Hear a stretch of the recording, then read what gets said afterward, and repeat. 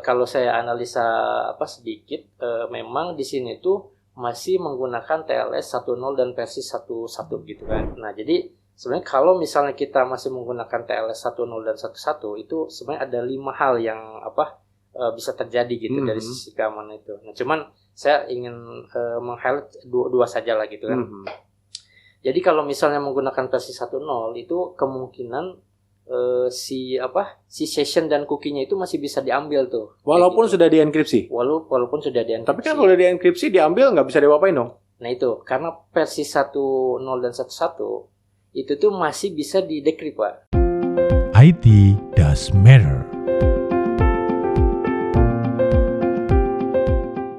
IT Does Matter mengungkap keberhasilan implementasi teknologi informasi dan teknologi digital di perusahaan, organisasi maupun instansi pemerintah.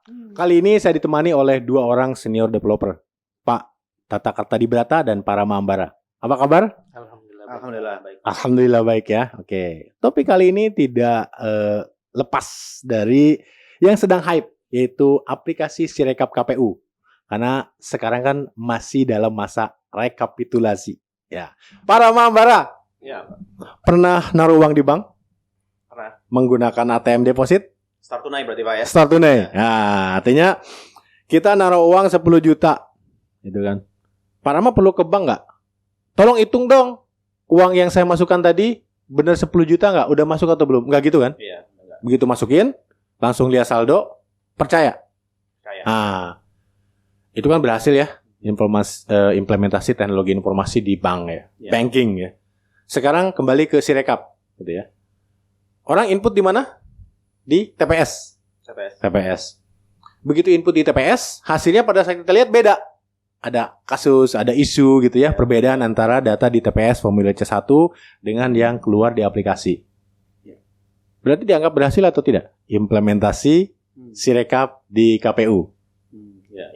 Jadi kalau saya lihat sih begini Pak ya, memang kalau kita bicara IT, harusnya IT itu bisa membantu pekerjaan manusia begitu ya. Dari end to end, dari awal sampai dengan akhir. Nah kalau memang ternyata di perjalanannya ada hal yang tidak sesuai, saya pikir itu hal-hal yang harusnya bisa diperbaiki. Jangan sampai IT itu menyulitkan bisnis atau menyulitkan kita yang harusnya dibantu oleh IT. Nah jadi apa sih yang harus dilakukan supaya implementasi IT itu seberdampak seperti tadi saya ilustrasikan? Naruh uang di bank kita kan nggak pernah mempertanyakan betul atau tidak. Kita transfer uang kita percaya dong bahwa uang itu nyampe ke orang yang tepat. Itu kan sudah sematang itu. Apa sih yang harus dilakukan oleh organisasi, contohnya KPU dengan Sirekapnya ini, supaya aplikasi yang akan dipakai publik ini benar-benar proven, trusted, dan orang itu bahkan suatu saat begitu ada input pertama kali di TPS ya sudah pasti percaya dengan informasi yang dimasukkan karena valid misalkan, dan juga kita tidak harus nunggu real count nanti. Kita udah yakin di hari yang sama atau 2-3 hari berikutnya tidak harus menunggu sebulan. Kita tahu siapa pemenang Pilpres atau Pileg. Apa yang harus dilakukan? Oke, jadi mungkin kalau kita bicara dari sisi best practice dalam pembangunan aplikasi Pak ya. Karena ini kaitan dengan aplikasi yang mungkin akan digunakan oleh publik atau umum, itu pasti harus kita ikuti beberapa hal yang memang menjadi concern. Pertama adalah dari sisi kita harus memastikan dulu aplikasi ini ditujukan untuk siapa. Jadi kita identifikasi kebutuhannya, kemudian fungsionalitas dari aplikasi itu seperti apa. Karena itu penting. Karena kan aplikasi ini akan digunakan oleh orang, otomatis juga harus jelas. Kira-kira nih fungsinya bagi mereka seperti apa, dampak yang dihasilkan juga bagaimana. Kalau kita tadi bicara Sirekap, kan berarti aplikasi akan digunakan oleh KPPS gitu Pak ya, untuk mensubmit data. Nah itu juga harus jelas. Plus juga dari sisi mungkin ada trainingnya Pak. Memastikan dari setiap user atau penggunanya itu harus paham betul bagaimana menggunakan aplikasi. Karena kembali lagi aplikasi ini digunakan oleh orang banyak, di mana orang-orang itu kan juga mungkin berasal dari berbagai kalangan begitu ya. Kalangan usia, kemudian juga kalangan latar belakang dalam penggunaan teknologi seperti apa, itu kan harus clear di sana. Itu pertama. Kemudian yang kedua, kalau yang saya lihat dari sisi pengembangan aplikasi, bagaimanapun juga kita harus memastikan mungkin dari sisi user interface yang harusnya baik atau bagus atau intuitif, mudah digunakan begitu ya, tampilannya menarik. Karena kan dari sana mungkin memudahkan juga dari sisi penggunanya untuk memakai aplikasinya. Atau ada istilah juga nanti user experience Pak. Jadi memastikan ya mungkin secara behaviornya juga memudahkan, misalnya katakanlah tombol close X itu kan harus di sebelah kanan atas misalnya, tapi kalau misalnya ini dibuat di lokasi yang berbeda pasti behavior orangnya berbeda lagi gitu ya dalam penggunaannya. Itu yang kedua. Kemudian yang ketiga pastinya dari sisi kinerja aplikasi itu sendiri, Pak. Jadi aplikasi yang memang digunakan oleh masyarakat umum itu harus performanya bagus. Karena kalau ada kendala dari sisi mungkin lag atau ada loadingnya lama dan lain sebagainya, pasti akan sangat menyulitkan mereka dalam menggunakan aplikasi. Kemudian juga dari sisi security. Nah, ini juga tidak kalah penting ketika kita bicara aplikasi yang digunakan oleh umum, security ini harus sangat bagus dan mumpuni begitu ya. Apalagi kalau kita melibatkan data-data informasi yang cukup krusial. Sehingga jangan sampai mungkin data-data itu nanti di tengah jalan itu berubah misalnya karena ada proses hacking yang dilakukan oleh yang tidak bertanggung jawab misalnya seperti itu kan juga sangat berbahaya sekali. Kemudian memastikan juga dari sisi availability-nya Pak atau ketersediaannya. Jadi memastikan aplikasi ini bisa digunakan setiap saat gitu ya, mungkin selama 24 jam karena kan waktu-waktunya kan juga kita tidak bisa tentukan gitu ya. Tidak bisa kita batasi aplikasi ini hanya di office hours misalnya, itu kan nggak bisa. Jadi memastikan sistem itu bisa digunakan setiap saat. Kemudian yang terakhir yang saya lihat adalah mungkin dari sisi kompatibilitasnya. Jadi memastikan aplikasi ini bisa digunakan atau diakses oleh device yang berbagai macam gitu ya. Baik mungkin yang Android maupun yang iOS gitu ya. Karena kan pengguna smartphone di Indonesia kan banyak Pak ya. Jadi kita tidak bisa batasi itu dan juga memastikan juga versinya juga bisa kompatibel dengan versi-versi smartphone yang lebih lawas. Saya pikir itu sih Pak. Ya tadi Pak Rama sampaikan bahwa aplikasi ini harus didesain dengan fungsionalitas sesuai dan sebagainya ya. Ada 5 hal tadi ya. Kalau saya lihat aplikasi ini kan bukan baru Pak. Ini sudah dipakai di pemilu Pileg ya tahun 2020. Sekarang 2024 gitu ya. Dulu mungkin skalanya adalah Pilkada ya dulu tuh. Pilkada 2020. Sekarang mungkin penggunanya jauh lebih banyak dalam waktu yang serempak gitu ya. Apakah itu juga yang menjadi kendala? Akhirnya banyak user yang komplain lambat gitu ya, sering ketendang logout dan sebagainya. Kemudian aspek yang kedua adalah yang banyak dikomplainin orang di Google Play Store kan tempat orang mengunduh aplikasi tersebut, dia memberikan ulasan ya, juga terkait dengan validitas data nih, apa yang diinput keluarnya berbeda. Nah terkait 2 hal tersebut, apa yang sebenarnya terjadi nih dengan sebuah aplikasi katakanlah yang dipakai oleh khalayak banyak, yang tadinya sedikit penggunanya jadi banyak pengguna. Yang kedua adalah seberapa urgent atau seberapa dan bagaimana caranya memastikan validitas data ini benar-benar mendekati atau bahkan harus 100% sesuai seperti ilustrasi tadi. Kalau nyimpen uang di bank, transaksi pakai online banking itu kan harus sampai rupiahnya pun percis gitu. Seperti apa Pak? Ya, oke. Jadi kalau kita bicara aplikasi, mungkin aplikasi yang sudah ada sebelumnya, misalnya tadi dari tahun 2020, sekarang 2024, artinya mungkin kondisi sudah berbeda. Dari kondisi yang dari sisi aplikasinya itu sendiri, versinya ya, karena mungkin saat itu tidak mendukung sistem yang baru misalnya. Kemudian juga dari sisi trafficnya bisa jadi berbeda. Sehingga dari sana kan sebetulnya ada hal-hal yang harusnya diupdate. Nah itu yang mungkin kalau dari sisi aplikasi Sirekap sendiri saya kurang begitu memahami. Tapi mungkin saya bicara dari sisi best practice-nya aja Pak ya. Jadi kalau bicara aplikasi yang memang ketika 4 tahun lalu berjalan, belum tentu saat ini masih bisa berjalan secara optimal. Jadi pasti banyak hal-hal yang kita harus lihat, kita harus review. Karena dari sana mungkin kita bisa lakukan beberapa updating. Termasuk tadi dari sisi kompatibilitas, kemudian juga bagaimana menangani dengan traffic yang jauh lebih besar misalnya seperti itu ya. Nah, kalau kita bicara untuk kondisi saat ini, apalagi untuk transaksi yang jauh lebih besar, sebetulnya di sisi IT pun juga banyak hal yang kita bisa lakukan, Pak. Jadi, kalau dari sisi teknologi ya, kita bicara teknologi, mungkin ada istilahnya ada CDN. Salah satu teknologi yang banyak digunakan juga di beberapa website atau aplikasi yang butuh traffic tinggi, itu namanya Content Delivery Network. Jadi, intinya dia membagi beberapa server di beberapa area geografis, sehingga ketika diakses oleh geografis tertentu itu dilayani oleh geografis tersebut gitu ya. Jadi kita bisa bagi beberapa wilayah gitu atau beberapa zona. Termasuk kalau aplikasi misalnya kita ada Indonesia Barat, Indonesia Tengah, Indonesia Timur, itu kan mungkin bisa dibagi beberapa server ya di sana. Nah, itu salah satu yang kita bisa lakukan biasanya. Karena ada konten-konten statis juga di-serve atau dilayani oleh server tersebut. Atau termasuk juga dari sisi luar negeri gitu ya. Ada dari sisi pengguna luar negeri, otomatis kita bisa alihkan ke server di luar negeri. supaya trafficnya juga pasti jauh lebih cepat dibandingkan ke server Indonesia misalnya seperti itu. Kemudian yang kedua, load balancer. Nah ini mungkin kalau dari tim IT network mungkin sudah cukup familiar lah dengan istilah ini ya. Artinya bisa bagi beban, kita ngelihat trafficnya lagi tinggi ditangani oleh server yang mana gitu ya. Sehingga nanti ketika ada request baru, ada user baru masuk, dipindahkanlah ke user atau ke server yang lebih rendah loadnya. Jadi kita bisa berbagi beban.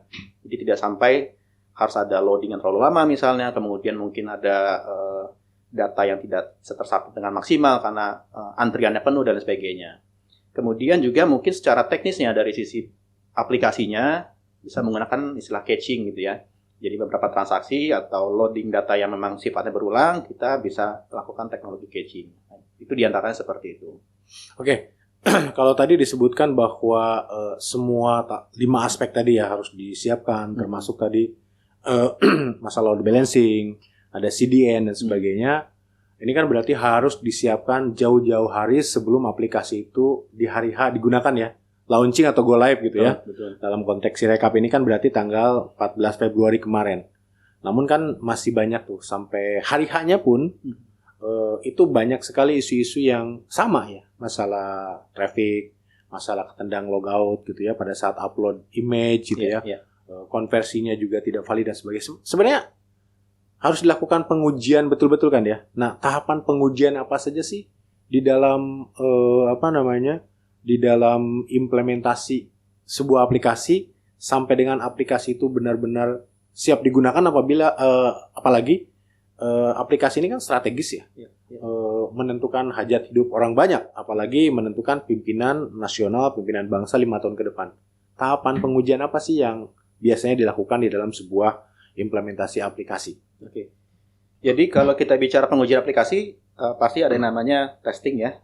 Testing yang kita lihat ada beberapa aspek. Mungkin pertama adalah functionality pastinya. Ya. Memastikan secara fungsinya itu sesuai dengan apa yang dirancang di awal dan dibutuhkan oleh orang gitu ya, oleh penggunanya secara langsung. Itu penting karena itu yang menjadi jantung utamanya aplikasi itu digunakan. Karena once itu tidak sesuai dengan fungsinya, pasti tidak bisa digunakan. Kemudian yang kedua, fungsionalitas yang memang kritikal di sana. Misalnya katakanlah ada aplikasi OCR-nya ya. Jadi salah satu fungsi yang kalau saya lihat kan OCR ya, untuk memastikan dari gambar menjadi teks itu harusnya valid dan sesuai dengan apa yang ada di gambarnya. Itu kan salah satu fungsi kritikal. Dan saya pikir itu pengujiannya harusnya lebih tinggi atau lebih intens di area sana untuk memastikan tidak ada salah data lagi gitu ya, atau yang salah pembacaan gitu ya. Ya karena bagaimanapun juga memang sistem yang melakukan, tapi kan setelah pengujian yang cukup intens mungkin harusnya itu bisa diminimalisir. Kemudian yang kedua adalah kaitan dengan user interface atau user experience juga Pak. Jadi aplikasi secara fungsi sudah ada, tapi coba diberikan kepada calon penggunanya nanti gitu ya, atau istilahnya kalau di IT itu beta tester Pak. Jadi mungkin ada sekelompok orang yang memang diberikan akses awal ya untuk mengakses aplikasi tersebut, sehingga bisa mendapatkan feedback yang cukup real, cukup nyata dari sisi penggunanya gitu ya. Mungkin dari tadi sisi user interface-nya secara tampilan gitu ya, apakah sudah cukup menarik, atau user experience-nya, penggunaannya mudah atau tidak gitu ya. Karena kan penting kalau tadi saya sampaikan bahwa aplikasi ini akan digunakan oleh khalayak banyak dan dengan beberapa latar belakang berbeda gitu ya, dari sisi usia, kemudian pekerjaan, kemudian secara penggunaan teknologi seperti apa gitu ya. Itu kan hal-hal yang baru yang harusnya nanti bisa dijalankan oleh semua kalangan tadi gitu. Kemudian kompatibilitas. Jadi pengujian juga harus memastikan bahwa aplikasi ini running di beberapa device yang memang umum digunakan gitu ya. Jadi jangan sampai hanya spesifik ke merek tertentu ataupun sistem operasi tertentu, Android yang terbaru dan sebagainya. Sementara kan kita tahu bahwa ini digunakan oleh kalangan banyak banyak usia segala macam ya, mungkin secara device-nya pun juga bervariasi ya, dari sisi versinya, dari sisi mereknya dan lain sebagainya. Jadi hal yang saya pikir harusnya diuji dengan beberapa device yang digunakan di pasaran saat ini. Kemudian tadi pasti ada pengujian performance juga Pak. Jadi jangan sampai ya misalnya kejadian ketika sudah di launching baru ketahuan bahwa performance-nya buruk gitu ya. Artinya digunakan oleh sekian ratus ribu orang secara serentak, itu jadi masalah. Padahal harusnya itu bisa dilakukan pengujian simulasi sebelumnya ya, untuk kita lakukan load testing lah semacam itu, untuk memastikan memang sistem ini bisa untuk menangani traffic yang besar tadi gitu ya. Itu yang penting juga dilakukan. Kemudian tadi kaitan dengan availability juga ya, biasanya dilakukanlah pengujian nih. Misal ternyata kita servernya down, apa yang harus dilakukan gitu ya. Jadi ada mitigasinya Pak. Jadi jangan sampai baru diganti servernya misalnya ketika itu sudah kejadian gitu kan, itu nggak boleh. Kan pasti ada downtime ya kalau di IT istilahnya seperti itu, sehingga user teriak dulu baru kita ganti sistemnya atau kita ganti servernya, itu kan seharusnya nggak boleh. Jadi harus bisa langsung kita tangani lah seperti itu. Jadi harus pengujian itu harusnya dilakukan lah di setiap kita bangun aplikasi sebelum itu go live di publik. Oke. Itu sih, Pak. Tadi sempat disampaikan kita uji di berbagai device ya. Kalau Sirekap ini digunakan di platform Android aja contohnya, itu kan banyak brand di sana ya. Iya. Sepertinya sih mungkin ya, saya nggak tahu apakah sudah diuji di semua device atau enggak, karena dari ulasan yang disampaikan di Google Play Store untuk aplikasi Sirekap 2024 ini, ada yang bilang nih speknya sudah sesuai, bahkan di atasnya. Mereka install di Realme, nggak jalan. Di Samsung dengan spek yang sama kurang lebih jalan. Gitu ya.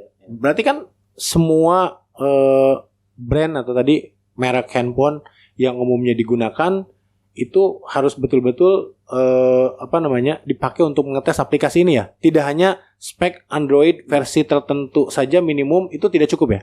Ya, saya pikir memang agak berbeda ya. Kadang versi Android di merek A dengan merek B itu bisa jadi beda. Karena ada beberapa hal yang mungkin secara UI-nya aja beda. Walaupun udah di atas minimum requirement. Betul.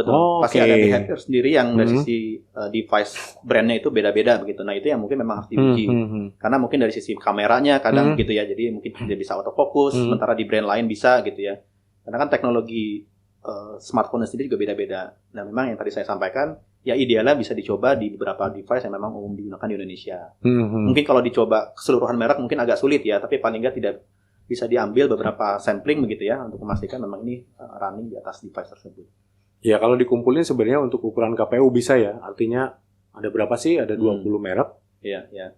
100 merek pun kan sebetulnya itu gadget tidak mahal ya. Mungkin dibandingkan dengan harga pembangunan dan teknologi yang diimplementasikan untuk Sirekap ini kan tidak seberapa ya untuk memastikan smooth ya. Oke. Kemudian yang berikutnya mengenai stress test atau tadi pengujian yang melibatkan jumlah user yang banyak ya. Anggap saja kan anggota KPPS ini kalau nggak salah di sekitar 5,7 juta ya yang dilantik. Kemudian yang menggunakan informasi dari video BIMTech itu ada 2 user kalau nggak setiap TPS. Ada satu untuk yang input, satu lagi untuk backup gitu ya. Dikoreksi ya kalau salah. Ya anggap saja mereka menggunakan aplikasi Sirekap. Nah kalau dari sisi unduhan aplikasi di Google Play Store itu ada 1 juta plus. Ya anggap saja berarti 1 juta lebih atau 1,9 lah. Karena angkanya kan belum menunjukkan 2 juta tuh. Berarti paling banyak 1,9. Bagaimana mensimulasikan semua orang, katakanlah 1 juta lebih orang itu mengakses bersamaan? Pakai teknologi atau betul-betul nyuruh orang nih 1 juta lebih untuk ngetes? Kira-kira gimana Pak Rama? Supaya nanti aplikasi apapun yang akan di-launching dan digunakan oleh publik yang jumlahnya besar, itu bisa smooth. Iya.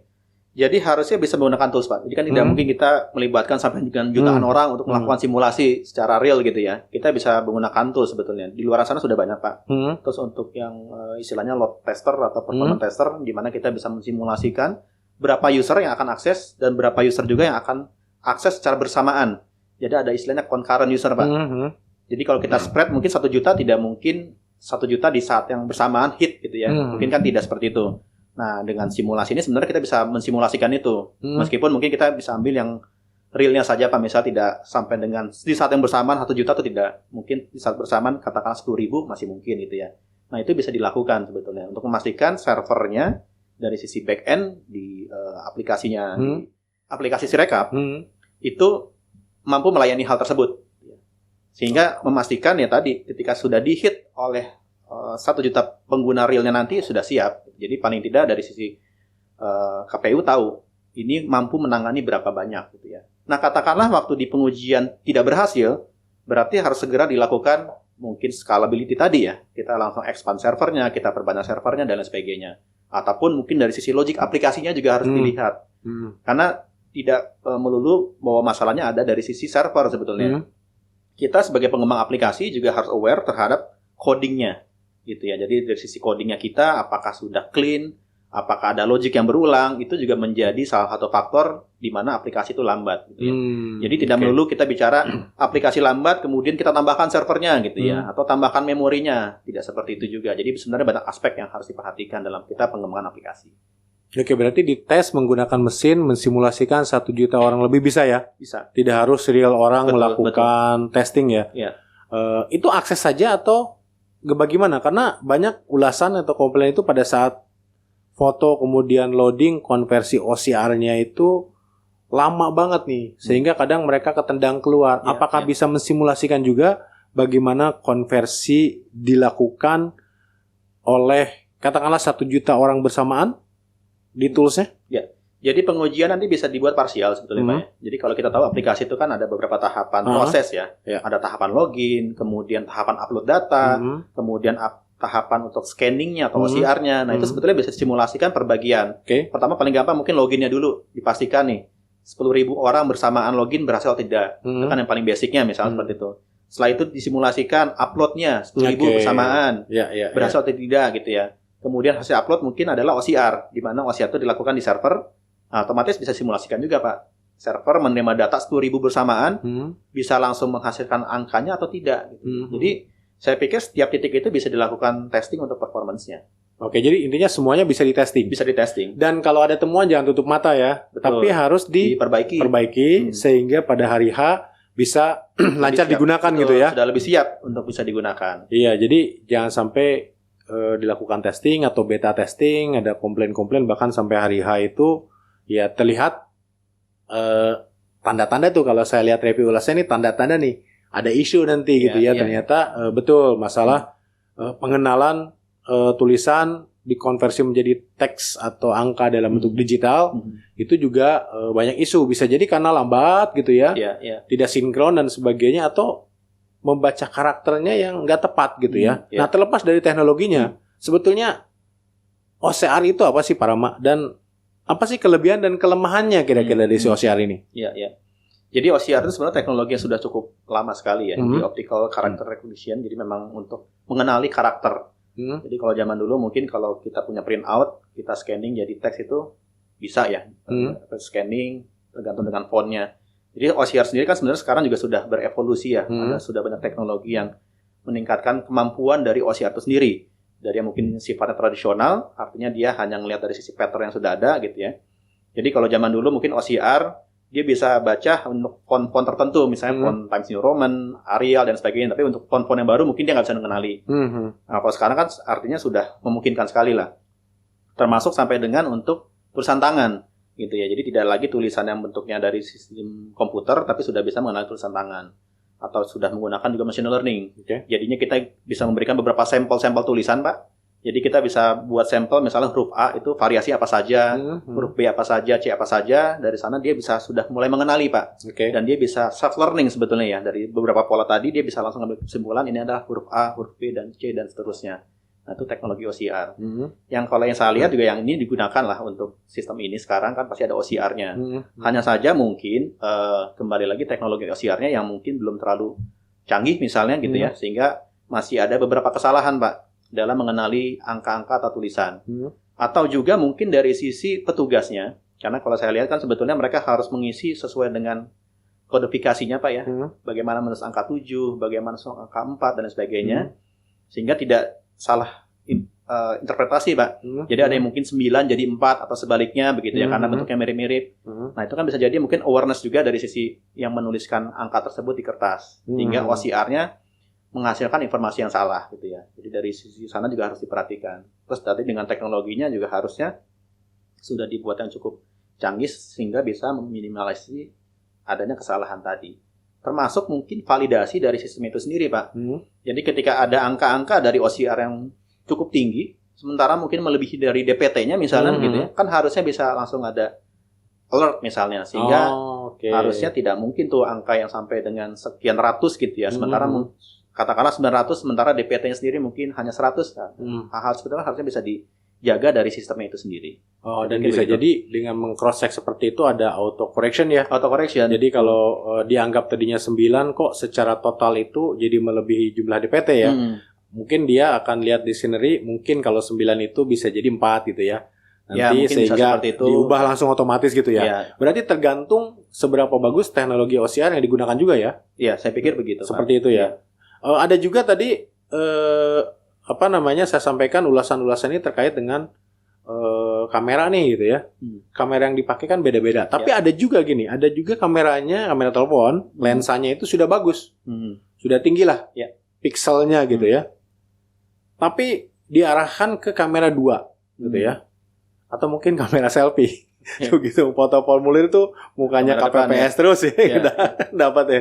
Sebenarnya sulit nggak sih atau mungkin nggak sih ketika kita bikin aplikasi APK, kita arahkan ke kamera utama sehingga pikselnya bagus. Kok permasalahannya sampai H- berapa itu masih terjadi bahwa pada saat mau foto itu selalu ke ultra wide kamera atau kamera 2 sehingga pikselnya kecil gitu pada saat foto, akhirnya fotonya blur gitu. Padahal kamera utamanya sudah tinggi. Bisa nggak sih dilakukan seperti itu? Mudah nggak sih sebetulnya ada opsi nggak di dalam programming? Jadi artinya gini sih Pak, dari sisi aplikasi itu harusnya bisa memilih kamera mana yang mau digunakan. Oke. Memang kita bisa by default pilih yang untuk kamera primary ya. Tapi kan kembali lagi, kadang tadi device itu bisa jadi behaviornya beda-beda Pak. Jadi mungkin yang dianggap primary adalah ultra wide-nya.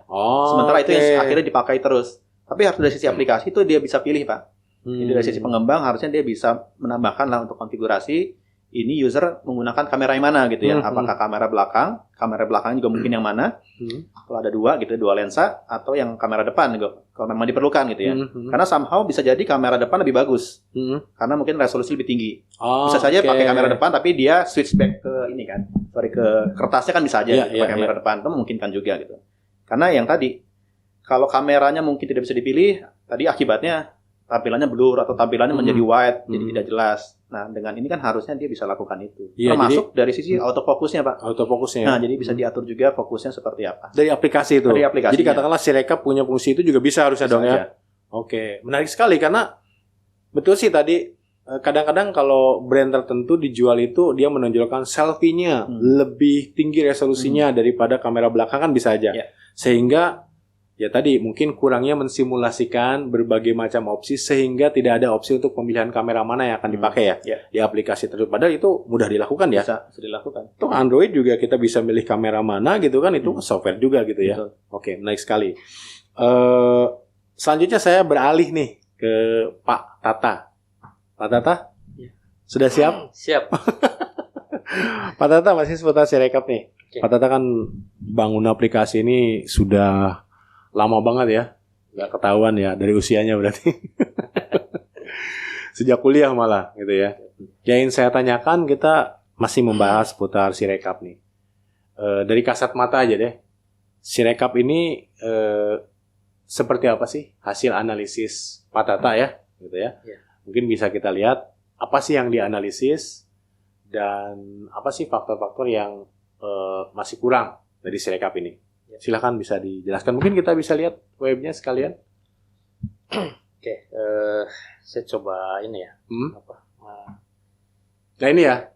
Ini apa? Website untuk? Ini website untuk apa ya? Ini seperti supportnya lah dari apa Sirekap itu kan Sirekap ada 2 tuh Pak. Jadi dari sisi APK yang tadi dibahas sama dari sisi web. Jadi ini untuk kayak merekap atau admin itu di sini melakukan. Berarti ini sama lah fungsinya dan APK ya? Sama. Perlu login dulu dan sebagainya, kurang lebih gitu ya? Iya, betul. Dan kalau kita bahas ini sebetulnya ujungnya dari APK juga ke sini. Nah, boleh disampaikan nggak analisisnya terkait dengan web yang ini deh, sirekapweb.kpu.go.id. Sebenarnya yang tadi dibahas dengan Parama itu sudah cukup lengkap Pak ya.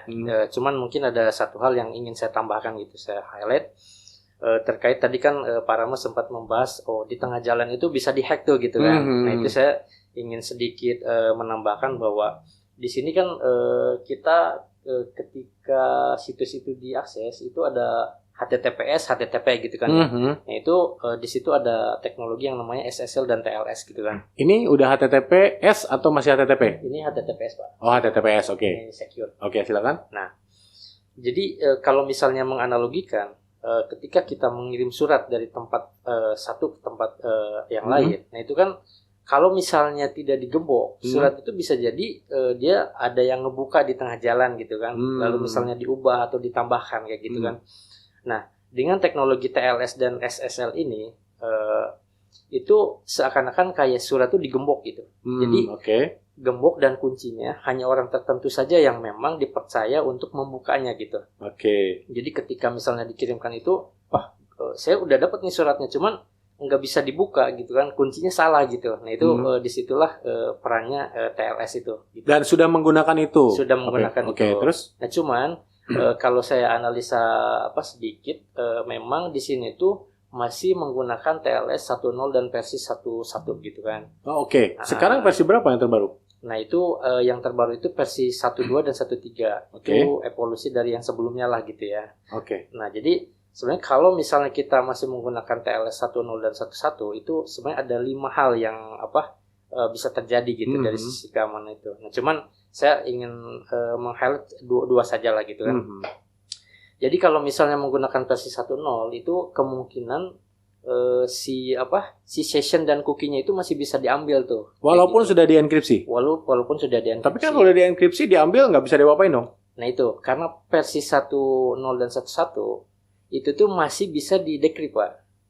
Gitu. Jadi sudah well known lah di orang-orang security gitu ya. Betul. Bahwa tadi TLS 10 dan 11 ini session dan cookie-nya tadi walaupun sudah dienkripsi masih bisa diambil, masih ada kemungkinan gitu. Masih ada kemungkinan dan bisa di-decrypt. Bisa di-decrypt gitu. Dan si rekap ini masih menggunakan itu. Iya, kalau saya lihat sih masih menggunakan itu ya. Masih menggunakan itu. Ya. Apa rekomendasinya kalau gitu? Ya ya TLS 10 dan 11 ini harus di-disable sih. Jadi kita harus men-state bahwa TLS-nya itu menggunakan 1.2 lah minimal kayak gitu. Gitu. Jadi mengupgrade ya. Ke TLS yang baru ya. Yang baru. TLS itu apa, boleh agak sedikit detail nggak? Jadi TLS itu sebenarnya singkatan dari Transport Layer Security ya. Nah itu jadi dia sebenarnya kayak apa ya, untuk menjaga lah gitu. Jadi ada algoritma enkripsi. Jadi banyak sih jenis algoritmanya. Jadi ada DES dan lain-lain. Nah itu enkripsi yang memang tiap versi itu beda tuh gitu kan. Jadi kalau yang 11 itu enkripsinya udah lebih advance lagi lah kayak gitu. Seperti itu. Jadi 1.2 ke atas itu. Jadi secara kasat matanya bukan dari mata yang awam ya, tapi dari pengembang aplikasi. Betul. Hal itu ya, yang itu bisa Pak Tata highlight ya. Betul. Karena yang lainnya sih kalau saya udah secure lah, karena udah menggunakan SSO dan lain-lain itu udah oke lah. Udah oke ya, udah secure ya. Jadi yang di highlight yang itu ya. Cuman itu aja. Atau ada yang lain mungkin yang tidak disampaikan atau apa? Kontak Pak Tata dulu. Karena memang tidak ada laporan mengenai kecolongan data rekapitulasi atau apa, nggak ada ya. Yang ada adalah begitu di input atau di foto, konversi ke OCR ke teks atau numbernya itu kan bermasalah ya di beberapa tempat ya, entah karena kameranya atau apa gitu ya. Tapi kan beberapa bulan ke belakang kita pernah dengar juga ya bahwa data DPT itu dijual di dark web ya. Nah ini juga sudah harus jadi perhatian ya. Ya yang kita highlight sedikit saja di sini hasil analisa kasat matanya programmer dan security architect. Ini TLS-nya masih 1.0 dan 1.1. Harusnya di-upgrade karena setiap versi pasti akan bug fix atau memproteksi lebih tinggi lagi ya. Gitu ya. Walaupun nanti mungkin ada vulnerability lagi di 1.2, 1.3 pasti di versi berikutnya ya. Jadi harus selalu riset teman-teman security-nya dari siapapun ya, organisasi pemerintah, swasta dan sebagainya. Pak Tata, kalau kita bicara mengenai si rekap ini kan sebetulnya mekanisme umumnya atau aplikasi ini tidak jauh berbeda ya dengan aplikasi kawalpemilu.org ya. Yang waktu itu hype banget di tahun 2014 ya. Pada saat Pilpres waktu itu. Pilpres Jokowi waktu itu yang menang gitu ya. Kawalpemilu.org ini dibuat oleh Ainun Najib gitu. Nggak pakai MH ya. Ainun Najib yang kemudian banyak dijadikan referensi orang untuk melihat hasil secara lebih cepat daripada real count atau penghitungan manual ya yang dilakukan oleh KPU sendiri. Sebenarnya tidak jauh berbeda. Yang saya lihat perbedaannya adalah kawalpemilu.org ini menggunakan form C1 yang diupload di websitenya KPU, Ya. kurang lebih ya. Atau mungkin dari volunteer, nanti kita lihat seperti apa. Cuman mereka tidak pakai teknologi OCR. Boleh dilihat nggak sih bagaimana mekanisme perbedaannya? Mungkin Pak Rama juga nanti boleh ngasih insight ya. Mekanisme di kawal pemilu ini dengan perbedaannya dengan Sirekap. Jadi kawalpemilu.org yang ini ya. Ya, betul. Sekarang pun masih digunakan ya, dan ada juga Masih yang menggunakan ya Dan masih dengan Sirekap ini. Perbedaannya apa? Mungkin dari Pak Rama dulu, dari fungsionalitas seperti apa Pak Rama? Oke, mungkin yang pertama kalau kita lihat ya, kawal pemilu, ini kan sistem yang memang bisa digunakan oleh semua masyarakat ya, jadi open. Jadi setiap orang pun bisa berkontribusi di sini. Jadi artinya mereka bisa upload data-data yang dia lihat di TPS-nya gitu ya. Berarti sebentar, ini tidak hanya anggota KPPS yang mempunyai username password. Betul, betul. Oh, oke. Jadi Iya. bisa yang upload bisa lebih banyak orang ya? Betul. Oke, Jadi terus? dari kita semua, dari sisi masyarakat, Hah? kita bisa upload data kita, misalnya katakanlah di TPS 1 begitu ya. Kita login di sini, kita bikin account, kemudian kita bisa upload, Pak. Di TPS 1 ini, misalnya ini contoh adalah di Cilandak Barat seperti itu ya. Kita bisa upload fotonya, yang Oke. kita foto langsung di TPS-nya kita, kemudian kita masukkan nilainya dari setiap paslon itu berapa. Oke. Ya. Manual tuh ya? Manual. Oleh siapapun yang upload. Betul. Fotonya tetap upload. Betul. Untuk cross check yang dimasukin manual juga benar atau tidak gitu ya? Ya, jadi Oh, foto oke. dan angkanya kita masukkan secara manual. Oke, terus? Ya. Kemudian juga kita bisa lihat misalnya TPS 1 ini ada 3 berarti nih. Ada 3 volunteer, Pak, yang mengupload datanya. Sehingga Oh, nanti ini oke. juga bisa menjadi bagian untuk kontrol, untuk cross check juga, Pak. Jadi kalau di antara 3 ini tiba-tiba ada yang beda sendiri, itu bisa jadi memang salah input atau memang ada manipulasi inputnya dan lain sebagainya, kan kita bisa tahu. Oke. Karena di sini pun juga ada moderatornya sih, Pak. Jadi Oh, untuk memastikan moderator. untuk tidak sembarangan upload dan memastikan juga memang yang diisi sesuai seperti itu. Jadi data moderator yang mana? Yang hijau itu? Hasilnya? Ya. Oh, Jadi oke. moderator yang akan memastikan untuk ini adalah sudah valid seperti itu. Oke, jadi ini contohnya adalah pasangan 1 di Cilandak Barat ya. TPS 1, pasangan 1 127, pasangan 255, Ya. pasangan 3 19. Ya. Kebetulan 3 orang yang mengupload itu sama semua ya. Betul. Orangnya beda, formnya sama, bukan sama, maksudnya form yang sama diupload oleh 3 Ya. orang berbeda, dan input manual paslon 1, 2, dan 3 pun sama ya. Ya. Sehingga moderator bilang, oke, ini confirm gitu ya. Ya. Oke, kalau seperti ini kan berarti kemungkinan untuk tidak validnya lebih kecil ya, karena ada data pembanding dari yang upload orang-orang yang berbeda gitu ya. Betul, betul. Plus Oh, nanti kan gitu. juga akan divalidasi lagi dengan KPU-nya, Pak. Maka di sini ada KPU link. Oh, ada untuk KPU link, dipastikan coba lagi lihat. dengan hasil Diklik real ada. count-nya seperti apa. Oh, ini ya tadi ya. Betul. Ini yang diperoleh dari aplikasi Sirekap sebetulnya. Oh, oke. Jadi ada cross check yang kedua selain Betul. tadi ya, dari masing-masing upload, juga ada yang cross check yang kedua Ya. dengan KPU. Tapi nggak otomatis synchronize ya. Ini kayaknya Betul. cuma link aja ya. Ya. Kalau kita Oke. lihat harusnya hanya link saja. Oke, coba lihat ke kawal pemilu lagi, Pak Tata. Klik. Nah, coba itu formulirnya. Coba diklik. Nah, berarti ini ya yang dibaca OCR itu, Pak Rama, oleh Jadi Sirekap kalau- itu. Betul. Jadi kalau kita lihat form Ah. ini adalah form aslinya kan seperti ini ya. Ah, Tadi ah. mungkin saya sampaikan di awal itu Ya. ada angkanya ya, Ah. misalnya ada 27, kemudian ada 55. Heeh. Nah, ini kan yang dilakukan oleh Sirekap untuk membaca nilainya, Pak ya. Oke. Jadi ada OCR di sana. Cuma memang mungkin bisa jadi ketika ada pola-pola angka yang berbeda, maksudnya dalam sisi penulisannya begitu, Pak ya. Karena mungkin angka 7-nya ada garisnya, ataupun angka 2-nya yang 2 agak membulat Bulat. misalnya begitu kan. Itu Oke. bisa jadi tidak bisa membaca itu, sehingga terjadilah mungkin ada pembacaan yang salah terhadap angka-angka ini. Nah, ini yang kalau kita lihat ya harusnya teknologi OCR-nya yang bisa ditingkatkan. Kamera selfie kan terbalik kadang ya. Ada yang gitu Bisa kan? jadi mungkin, jadi mirror begitu Pak ya. Jadi mirror gitu bisa ya. jadi karena Oh, bisa jadi seperti oke. itu ya. Mungkin yang dari sisi petugasnya tidak aware ternyata itu kameranya mirror misalnya, sehingga Ah. jadi semua terbalik.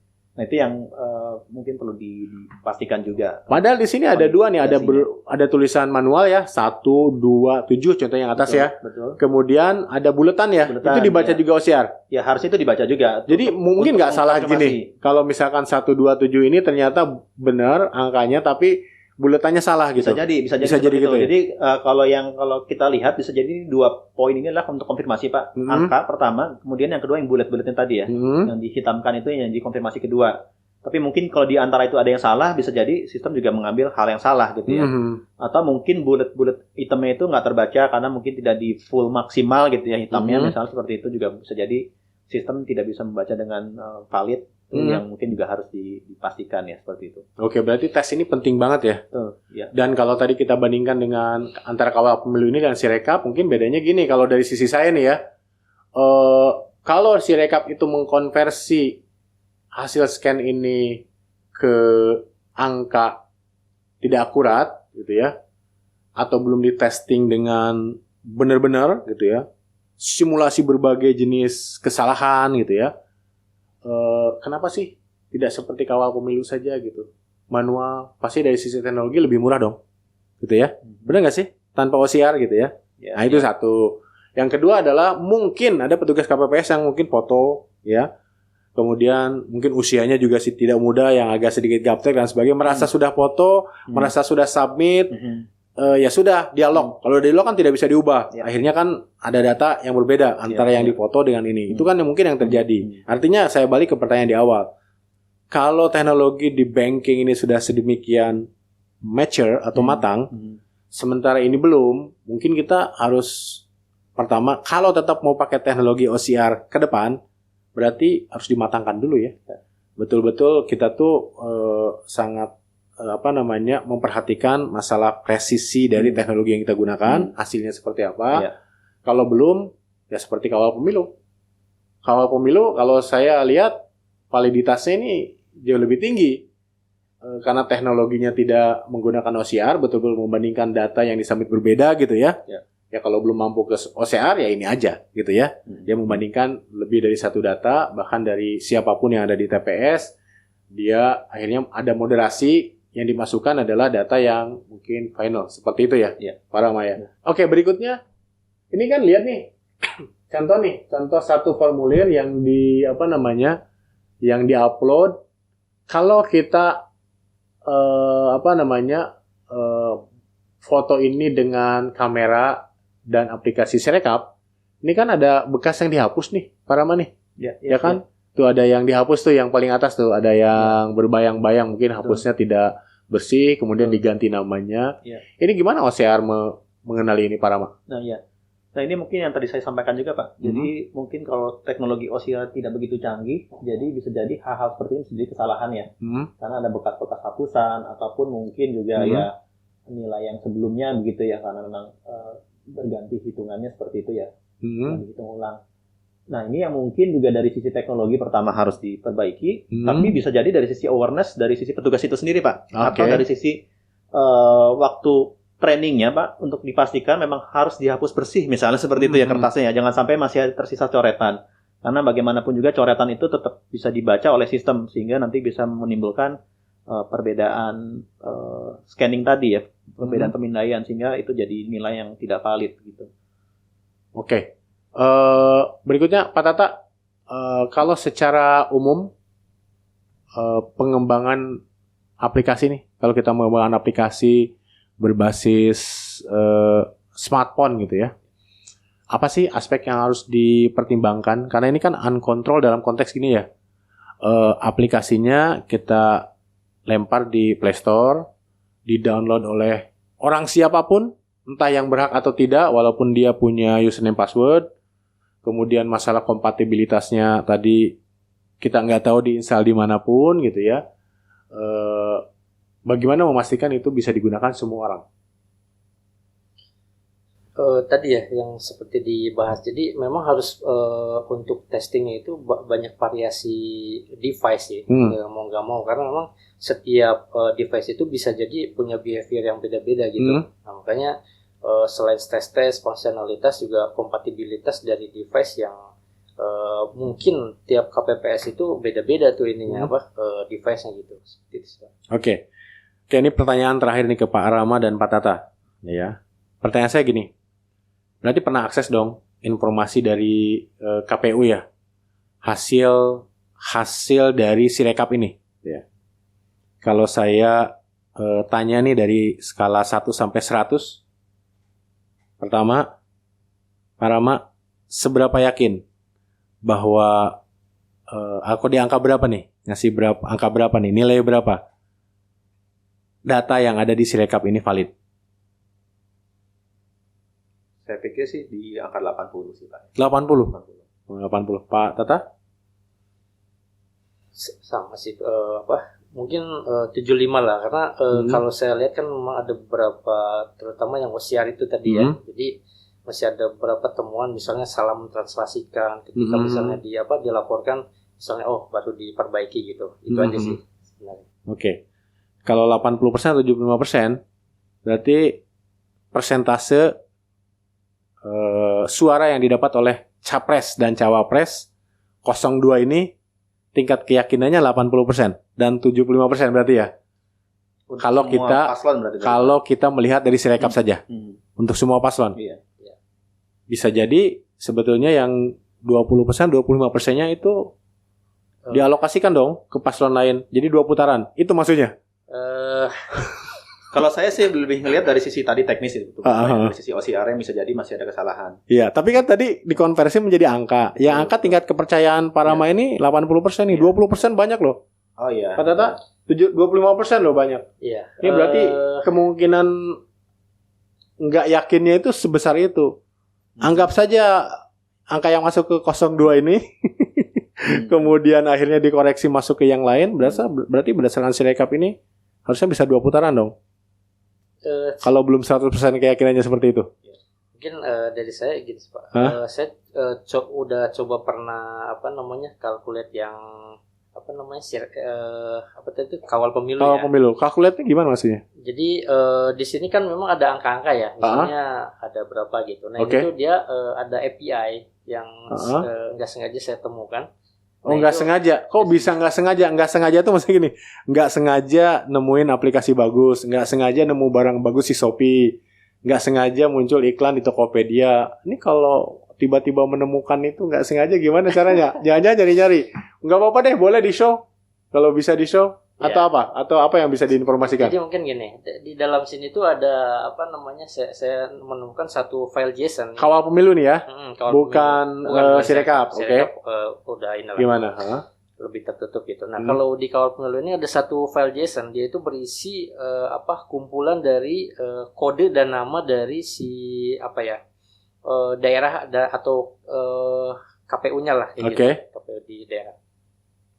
Nah, di situ kita juga bisa mendapatkan detail dari yang sudah disubmit di sini ya. Dan kalau saya lihat sih dari hasil diskusi tadi ini bisa jadi lebih valid karena memang manual dan lebih open gitu yang inputnya itu. Nah, dari agregat keseluruhan itu memang paslon 02 memang masih jauh lebih tinggi dibandingkan yang lain sih. Jadi memang secara errornya itu yang di Sirekap juga sebenarnya nggak terlalu ini juga lah kayak gitu, nggak terlalu jauh melenceng lah gitu karena memang di compare atau didukung dengan data yang disajikan di sini gitu Pak. Oke, berarti saya belum dapat nih. Berarti karena ada file JSON tadi di mana raw datanya bisa kita tahu setiap DPT, setiap KPPS dan sebagainya, termasuk TPS-nya gitu ya. Informasi permasalahannya ada gitu ya, bisa diambil. Betul. Kenapa itu bisa menjadi lebih valid di kawal pemilu ini? Karena kan di sini bukan membandingkan ya, tapi kenapa kita bisa yakin kawal pemilu valid ketika kita tahu raw data itu? Karena ini kan terbuka untuk umum ya. Kalau misalnya kayak software itu kan ini software open source lah gitu kan. Jadi istilahnya banyak bisa berkontribusi gitu Pak. Jadi istilahnya mungkin orang-orang yang memang dia punya hati nurani maksudnya untuk saya pengen berkontribusi nih gitu kan. Jadi, ini yang sebenarnya itu segini angkanya misalnya gitu kan. Nah, itu sudah sudah ada datanya sebenarnya kayak gitu. Jadi saya paham. Karena ini lebih terbuka kawal pemilu ini, maka dari orang-orang yang ngerti dan orang-orang yang memang ingin pemilu ini benar nggak sih hasil penghitungannya, maka dia bisa menganalisis dari data-data tadi yang bisa diakses dari raw data yang ada di JSON-nya itu ya. JSON itu kan query atau apa ya gitu ya? Hasil query dan sebagainya gitu ya, semacam itu ya. Berarti bisa banyak orang yang saya yakin di Indonesia banyak orang-orang yang pintar ya, yang ngerti programming dan sebagainya, bisa menganalisis itu. Jadi kalau diapa-apain atau ada yang disalah-salahin gitu atau tidak valid pasti ada yang protes dong gitu ya, Betul. ada yang teriak gitu ya. Hmm. Dibandingkan dengan Sirekap yang betul-betul tertutup, Betul. kita tidak tahu bagaimana di dalamnya. Hmm. Satu-satunya yang bisa kita lakukan untuk meyakinkan semua pihak, semua stakeholder bahwa data itu valid adalah dengan melakukan audit ya, Pak Rama. Betul nggak seperti itu? Audit menyeluruh ya, bahkan terhadap Soskoja dan sebagainya ya. Oke, dan itu harusnya sudah dilakukan ya. Harusnya. Kalau kita bicara mengenai aplikasi yang akan dipakai publik. Oke. Baik, kalau gitu terima kasih banyak Pak Tata dan Pak Rama atas sesinya yang luar biasa. Semoga kita mendapatkan pimpinan yang tidak hanya legitimate secara legal, secara hukum, tetapi juga secara digital. Setuju? Setuju. Oke, sampai ketemu lagi di sesi lainnya.